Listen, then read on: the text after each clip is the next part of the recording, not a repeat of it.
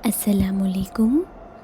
Welcome to my channel Hiba voice corner. तमाम video updates के लिए हमारे चैनल को लाजमी सब्सक्राइब करें और बेल आइकन क्लिक करना ना भूलें ताकि आपको मिलती रहे हमारे आने वाले वीडियोस की सारी अपडेट। तो आइए सुनते हैं आज किसी की ज़िंदगी पे गुजरी एक सच्ची कहानी, सुनहरी जोक पार्ट 6। मुझे माफ़ कीजिएगा मिस आबदा, मुझे यकीन था कि इस तरह उनसे निजात हासिल की जा सकती है। आबिदा के होठों पर शर्मिंदगी मुस्कुराहट थी। उसने मेरी बात का कोई जवाब नहीं दिया, लेकिन उस रात के बाद उसकी आंखों में एक अनोखी सी चमक पैदा हो गई। उसके अंदाज में एक नुमाया तब्दीली पैदा हो गई। अब वो मेरा बहुत ख्याल रखती थी, मेरी ज़्यादा से ज़्यादा करीब रहती थी और मैंने अंदाज़ा लगाया ज़हनी तौर पे उसने मुझे कबूल कर लिया था। रो गए आदिल अख्तर तो वो अपनी आदतों से बाज आने वाले कहाँ थे। जब भी मौका मिलता तो मुझे बोर करने बैठ जाते। अलबत्ता अब किसी कदर पुरउम्मीद हो गया था। उसने कहा था कि हम बहरहाल अफ्रीका के बैरूनी रुख की तरफ जा रहे हैं। ये अंदाज़ा उसने रास्ते से नहीं लगाया था, बल्कि मौसमी इशारे से उसने ये नज़रिया कायम किया। बहरहाल उम्मीद अफ़ज़ा बात थी। अभी तक लोगों में बेहतरीन ताउन चल रहा था। हालांकि सफ़र करने वालों में चंद सरकश लोग भी थे, जिसमें काबिले ज़िक्र जेस लुइस था। एक नौजवान और कवि हैकल आदि सूरत से ही वो गंदा दिखता था। औरतों के लिए वो काफ़ी तकलीफ़ दे था। बार बार मुख्तलिफ़ लड़कियों के करीब जाने की कोशिश की थी, लेकिन बहरहाल हद से गुजरी हुई कोई बात उसने कभी नहीं की थी। लड़कियों की शिकायत पे उसे समझाया गया तो वो मान गया और फिर सफ़र का 11वां दिन शुरू किया गया। लड़कियां सफ़र करते करते थक गई थीं।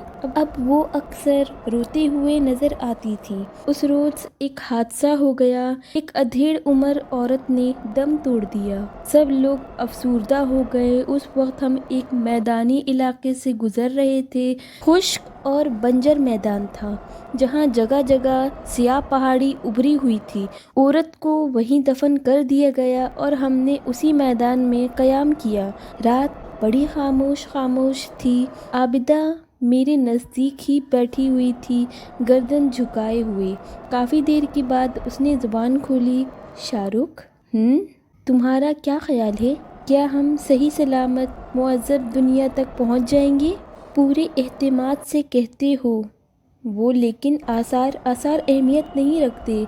तुम्हारी अज़मत का एतराफ़ करती हूँ शाहरुख। क्यों ही जिसके चेहरे पे तज़रात के आसार नहीं है सिवाय तुम्हारे। यकीन करो, तुम इन सब से अलग इंसान हो। मैंने अक्सर तुम्हारा चेहरा देखा है। तुम इस पूरे माहौल से इस तरह लापरवाह हो जैसे ये सब सफ़र कर रही हो और तुम कोई फ़िल्म देख रही हो। मैं ज़िंदगी से हार मानने वालों में से नहीं हूँ आबिदा। मैं जानता हूँ सांस की इंतहाई किसी भी वक्त हो जाए, इससे क्या फ़र्क पड़ता है। सांस जारी है तो मंजिल क्या वजूद। ओह, तुम्हारी बातें रग में नई ज़िंदगी दौड़ा देती हैं। क्या तुम शादीशुदा हो शाहरुख? दूसरे लोग? कोई नहीं। क्या करते हो? रईस हो? फिर ज़रियाए आमदनी कुछ अच्छा नहीं है? क्या मतलब? नकाब रजी कर लेता हूँ, तिजोरी तोड़ लेता हूँ। गर्ज बहुत दौलत की ज़रूरत नहीं होती तो किसी न किसी तौर हासिल कर लेता हूँ। छी, वो हैरत ज़्यादा रह गई। हाँ, मैं यकीन नहीं करती। मेरे ख्याल में तुम ऐसे इंसान नहीं हो। मेरे सोचने का अंदाज अलग है आबिदा। मैं ये सब कुछ करता हूँ, इसके बावजूद मैं खुद को बुरा आदमी नहीं समझता। मैं उन बड़े लोगों के बारे में सोचता हूँ जो यही सब करते हैं जो मैं करता हूँ। वो ब्लैक मार्केटिंग करते हैं, स्मगलिंग करते हैं और बड़े आदमी कहलाते हैं। सिर्फ काम करने का अंदाज मुख्तलिफ है, वरना काम उनका भी यही है। पर मैं ज़रा छोटे पैमाने पे ये काम करता हूँ, तो क्या बुराई है? और आबिदा लाजवाब हो गई। काफ़ी देर तक वो खामोश रही, फिर उसने मुझे मुखातिब किया। शाहरुख, अगर हम मुअज़्ज़ब दुनिया तक पहुंच गए तो फिर भी तुम यही काम शुरू कर दोगे? जाहिर है आबिदा, یہ میرا پیشہ ہے۔ شاہ رخ، اگر میں تم کو منع کروں تو تم؟ ہاں شاہ رخ، اگر میں تمہارے ساتھ زندگی گزارنے کا عہد کروں، ہم دونوں ایک ہو جائیں، اور اس کے بعد میں تم سے معذب زندگی گزارنے کی فرمائش کروں تو؟ مجھے سوچنا پڑے گا عابدہ۔ اوہ، عابدہ اداسی سے بولی، میں دراصل اپنی جذبات کا امتحان لے رہی تھی۔ کیا؟ میں سچ مچ تم سے محبت کرنے لگی ہوں شاہ رخ۔ میں ساری زندگی تمہارے ساتھ گزارنے کی آرزو رکھتی ہوں۔ میں نے تمہاری نگاہوں میں اپنی حیثیت معلوم کرنا چاہی۔ تمہاری محبت سے تو میں انکار نہیں کر سکتا عابدہ، لیکن کوئی بات نہیں شاہ رخ، عابدہ ٹھنڈی سانس لے کر بولی، اور اس دن کے بعد سے عابدہ اداس رہنے لگی۔ اس کی آنکھوں کے چراغ بجھ گئے تھے۔ مجھے افسوس تھا، لیکن میں خود کشمکش میں تھا، میں اسے وعدہ کیسے کر لیتا۔ تب سفر کا 16واں دن شروع ہوا۔ البتہ اب بھی پر امید تھا، جبکہ دوسرے لوگ سب مایوس ہو گئے تھے۔ سب کے چہرے پر بیزاری نظر آ رہی تھی۔ سیاہ رنگ کے پہاڑوں کا ایک وسیع علاقہ تھا جہاں جگہ جگہ غار تھے۔ شکار کا گوشت پانی وافر مقدار میں موجود تھا، اس لیے لے لیا گیا تھا کہ اب چند روز یہاں آرام کیا جائے گا تاکہ مسلسل سفر کی تھکان دور کر سکیں، تازہ دم ہو جائیں۔ اس بات سے کسی نے اختلاف نہیں کی اور قیام کے لیے مناسب جگہوں کا انتخاب کر لیا گیا۔ پورے دن لوگوں نے مختلف کاموں میں گزارا اور شام کو پروفیسر ٹینس نے نوجوانوں کو جمع کر کے ایک خوفناک انکشاف کیا۔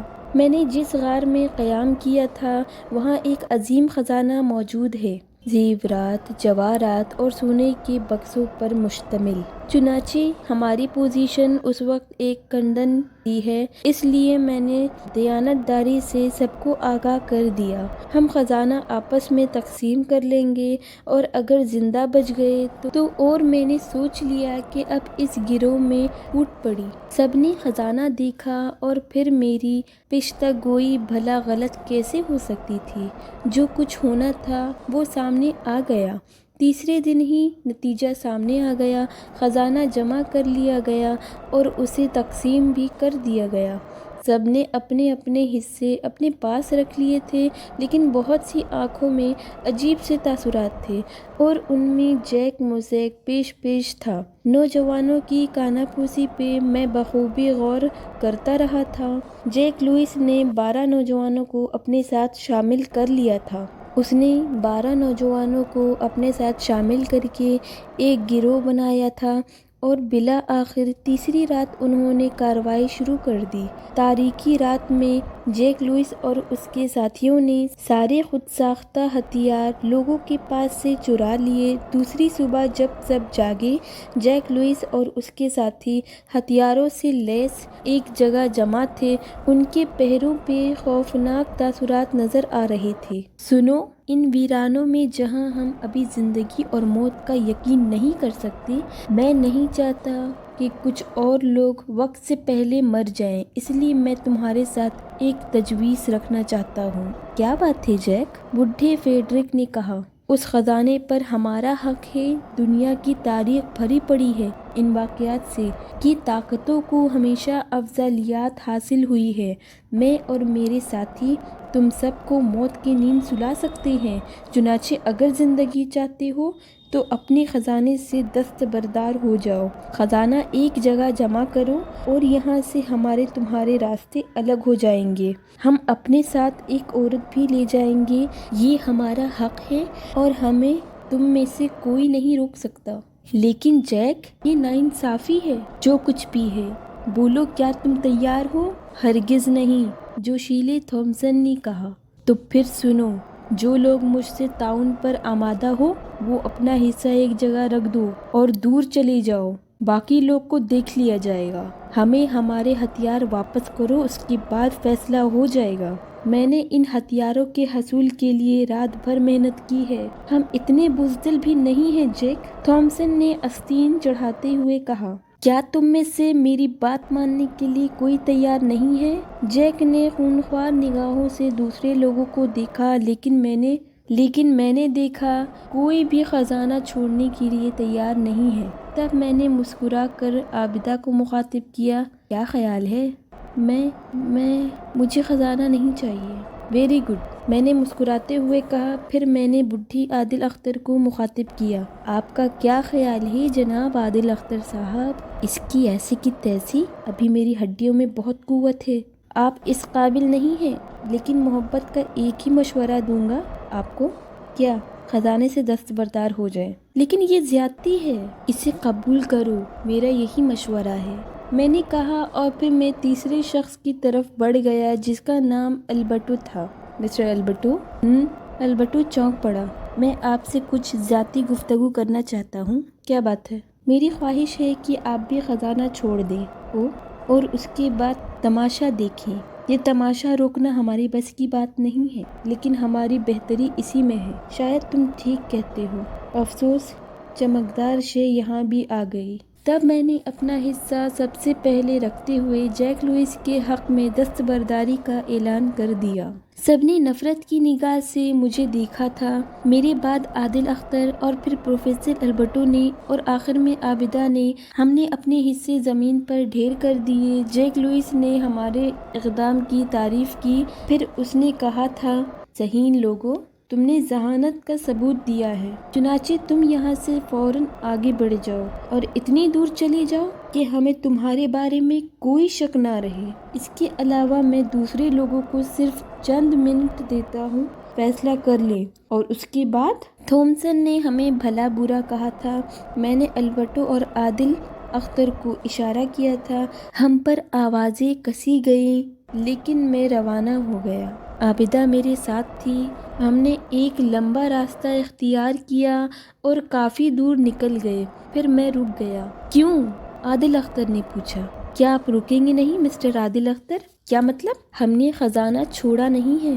क्या तुम्हारे दिमाग के अंजर पंजर ढीले हो गए हैं? आदिल अख्तर हस्बे मामूल बिगड़ गए। आओ दोस्तों, मैंने कहा। एल्बर्टो मानी खेज निगाहों से मुझे देख रहा था। आबिदा भी हैरान थी। मैं एक सियाह पहाड़ी की तरफ बढ़ गया और फिर हम थोड़ी जद्दोजहद के बाद पहाड़ी पर पहुंच गए और उस वक्त हमें शोर की आवाज़ें सुनाई देने लगी। पहाड़ी की बुलंदियों से हमने देखा मैदान कारजार गर्म हो गया था। जैक और उसके साथियों ने हमला कर दिया था और निहत्थे लोग मुदाफ़ात कर रहे थे।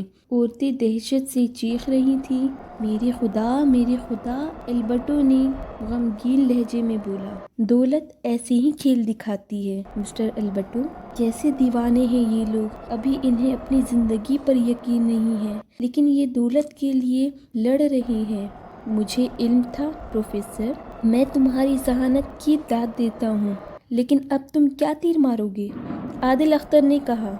सिर्फ अंजाम देखेंगे मिस्टर आदिल अख्तर, और फिर यहाँ से निकल जाएंगे। ठीक है, ऐसी दौलत किस काम की जो इंसान को इंसान ना रहने दे। और देखो चमकदार सिक्कों ने सुर्ख लहू की कीमत किस कदर गिरा दी। आबिदा ने दोनों हाथों से मुंह छुपा लिया।